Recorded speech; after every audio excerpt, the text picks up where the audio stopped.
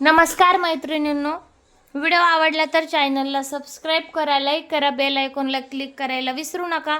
तर चला मग आजचा आपण व्हिडिओमध्ये पाहणार आहोत फोर टक्स ब्लाउजला टक्स देण्याची एकदम सोपी पद्धत। कसा टक्स द्यायचा म्हणजेच ब्लाउजला व्यवस्थित पब येतो, ब्लाउज चपटा दिसत नाही घातल्यानंतर, तर ते आपण पाहणार आहोत।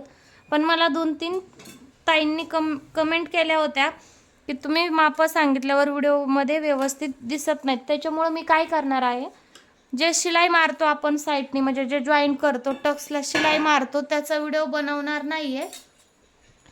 फक्त मी जॉईंट करून घेणार आहे आणि टक्सची व्यवस्थित माहिती देणार आहे। तर चला मग हे जॉईंट करून घेऊया। तर हे पहा मैत्रिणींनो,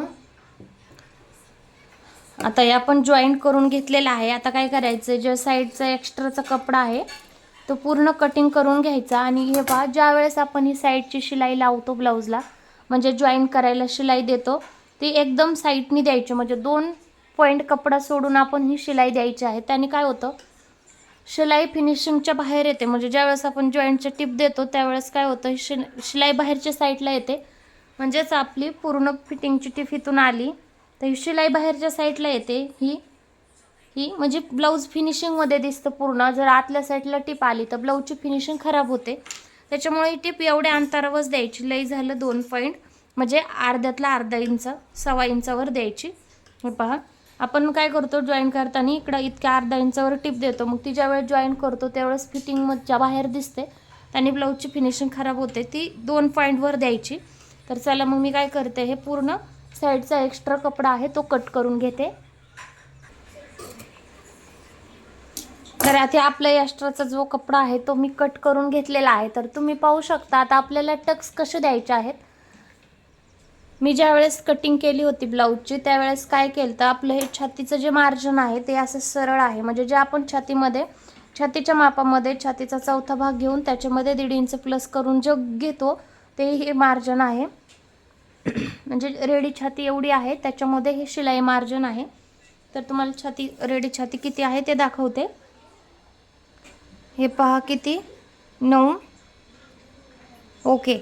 आणि त्याच्यामध्ये शिलाई मार्जिन 1.5 इंच आहे, पण मी काय केलं शिलाई मार्जिनमध्ये वाढवलं नाही आहे, पण खालच्या साईडला 1 इंच वाढवलं आहे। ते कशामुळं, ब्लाउजला ब्लाउजला टक्स देण्यासाठी। ते तसं जर वाढवून टक्स दिला तर ब्लाउजला पप येतो आणि जी आपली ब्लाउजची कटोरी आहे ती चपटी होत नाही, शेपमध्ये दिसते।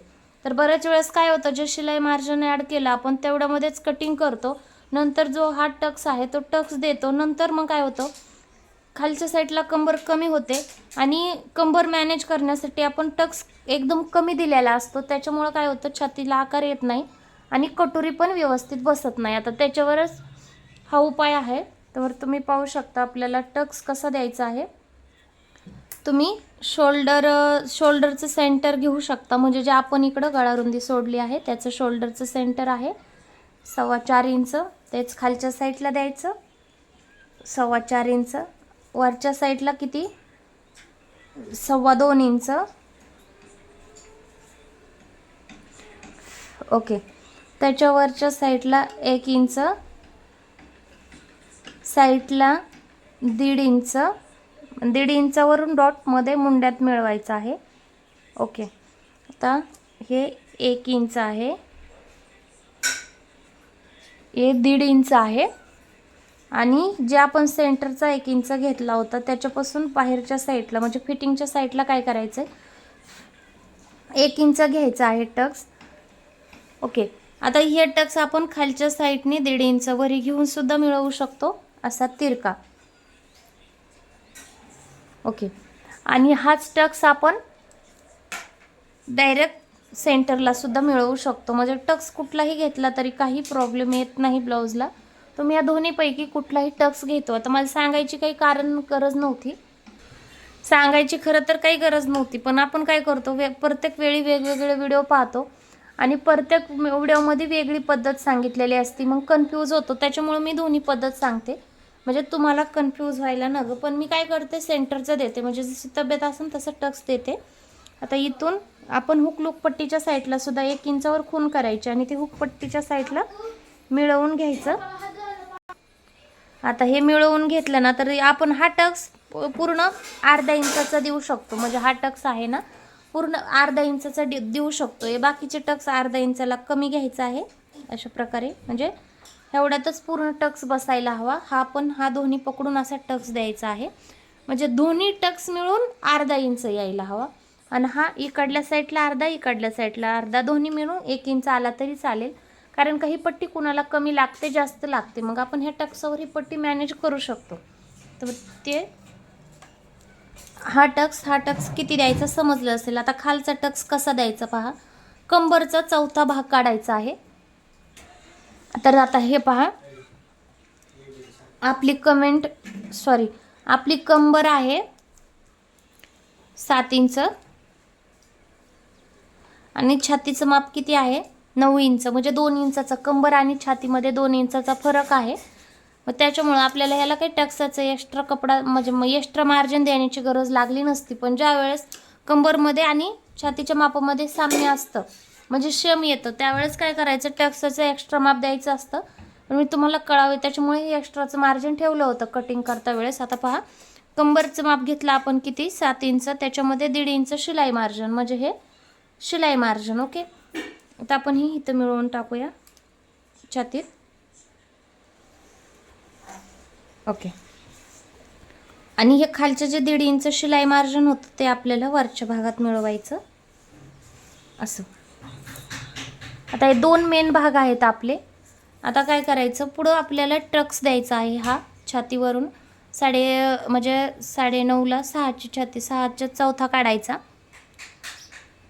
कसं पहा, छातीचं माप द्यायचं आहे आपल्याला. टक्सचं 9 आहे, तर 9 छातीचं 9 माप आहे. तर त्याला काय करतो आपण, कटोरीला जितका म्हणजे 9ला कटोरी किती टाकतो 6ची टाकतो. 6च्या कटोरी टाकल्यानंतर कटोरीला टक्स किती देतो आपण 6चा चौथा भाग देतो म्हणजे 1.5 इंच. तर आपल्याला काय करायचं आहे, त्याच्यातला अर्धा इंच कमी करून आपल्याला इथं 1 इंचचा टक्स घ्यायचा आहे. त्याच्यासाठी इकडं 2 इंच एक्स्ट्रा पाहिजे. तर एकाच व्हिडिओमध्ये पूर्ण डिटेल सांगणं शक्य नाही आहे, त्याच्यामुळे तुम्हाला होईल तेवढी माहिती सांगते. जर समजली नाही तर मला नंतर कमेंट करा. तर हे पहा, आपल्याला इकडं 2 इंच एक्स्ट्रा घ्यायचं आहे आणि जे शिल्लक आहे राहिलेलं ते कट करून टाकू शकतो आपण. हे पहा. ओके, आता मी काय करते तुम्हाला इथं टक्स देऊन दाखवते. इकडून 1 इंच घेतला टक्स आणि इकडल्या साईडला 1 इंच, मग हे 2 टक्स जॉईंट करायचे आहेत असे. ओके,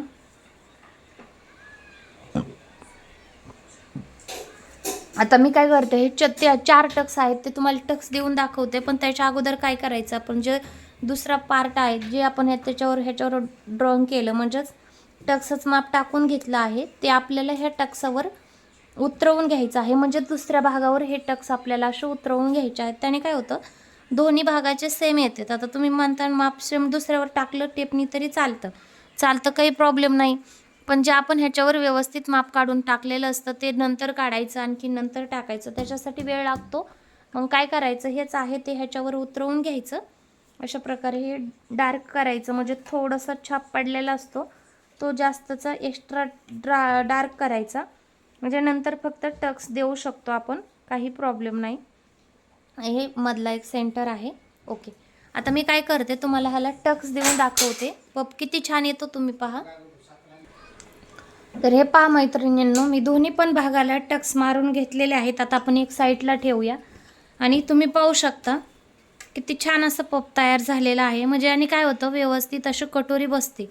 तर बऱ्याच बायकांना 4 टक्स ब्लाऊजची घालायची इच्छा असते, पण ते फक्त चपटा दिसतो म्हणून त्या घालत नाहीत किंवा ट्राय करत नाहीत. पण तुम्ही जर अशा प्रकारे त्यांचा ब्लाऊज शिवला तर खूप छान बसेल त्यांना आणि त्यांना पण ब्लाऊज घालायला आवडेल.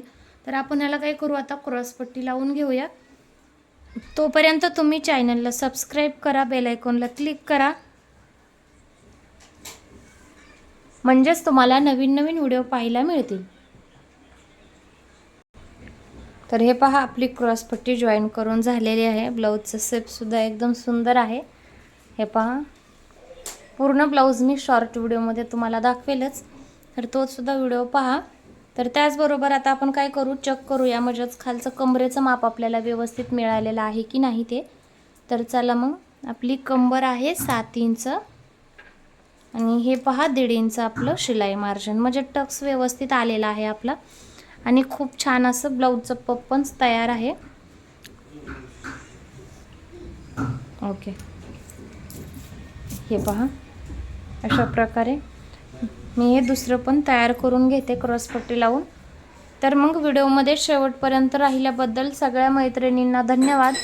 व्हिडिओ आवडला तर चॅनलला सबस्क्राईब करा, लाईक करा, बेल आयकॉनला क्लिक करा, म्हणजे आपण नवीन व्हिडिओमध्ये भेटूया. तर चला मग बाय.